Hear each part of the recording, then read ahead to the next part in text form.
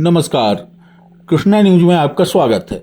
प्रधानमंत्री आवास योजना में अपात्रों ने गरीबों के हक को छीना। मकान खंडहर होने से बुजुर्ग पिता को छोड़ बच्चे सपरिवार दूसरे शहरों में रहने को मजबूर। समाचार विस्तार से।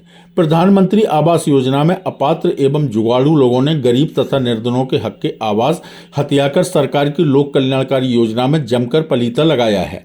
आर्थिक तंगी के कारण अनेक परिवारों के मकान जर्जर व खंडहर हो जाने से वीरान हो गए हैं।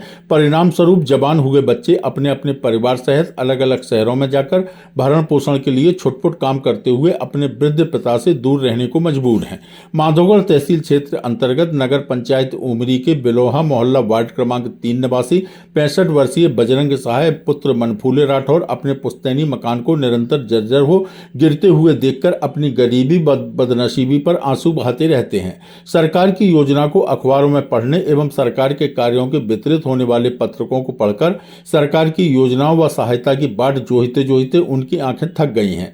प्रत्येक जनप्रतिनिधि एवं समाजसेवी से मदद की गुहार करते हैं, लेकिन दुर्भाग्यपूर्ण है कि इस गरीब की सुनने वाला कोई नहीं है। बजरंग सहाय के पुराने हो चुके मकान की बनावट बताती है कि यह घर कभी आर्थिक रूप से संपन्न रहा होगा।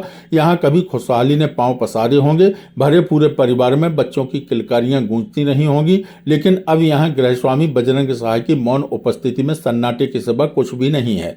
अंदर मकान की छत में लगी लकड़ी की करी मोटी चौकोर गाटरनुमा मजबूत लकड़ी पर लकड़ी के पटिया पटी हुई, जिस पर मजबूत कच्ची पक्की छत होती है। आंगन जिसमें पक्का स्नानागार, रसोई, कई पुराने बनावट के कमरे इस मकान की एवं मकान में रहने वालों की संपन्नता की दास्तान कहते हैं।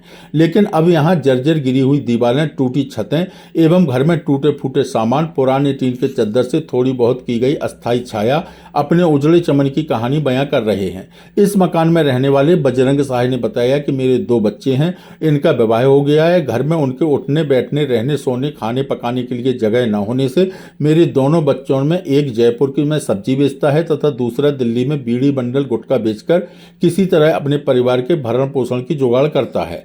बाहर कमा खा रहे दोनों बच्चों की भी आर्थिक स्थिति अच्छी न होने से बजरंग सहाय अपने पुराने खंडहरनुमा मकान में अकेले रहने को मजबूर हैं। उन्होंने बताया कि उनके पास मात्र 80 डिसमिल जमीन है, जिस पर कुछ पैदा हो जाता है एवं कुछ राशन कार्ड पर अनाज मिल जाता है, जिससे भोजन का जुगाड़ बना रहता है। लेकिन बहुत प्रयास के बावजूद सरकार से प्रधानमंत्री आवास योजना का लाभ नहीं मिल सका है।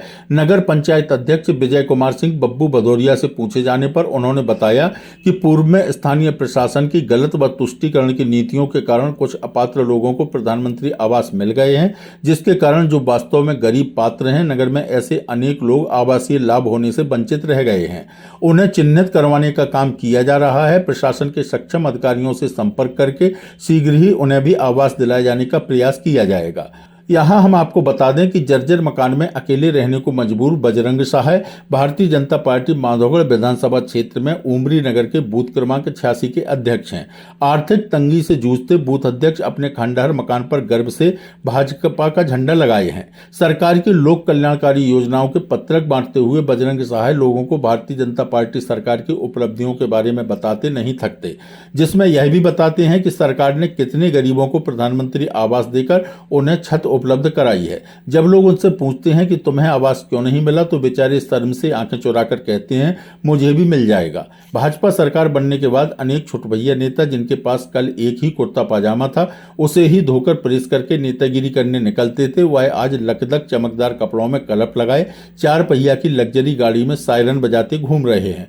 और वह कार्यकर्ता जो वास्तव में बूथ पर संगठन का काम करके पार्टी की सरकार बनवाने के लिए संघर्षरत है, वह आज स्वयं अपने जीवन उपयोगी व्यवस्था को जुटाने के लिए संघर्ष कर रहा है।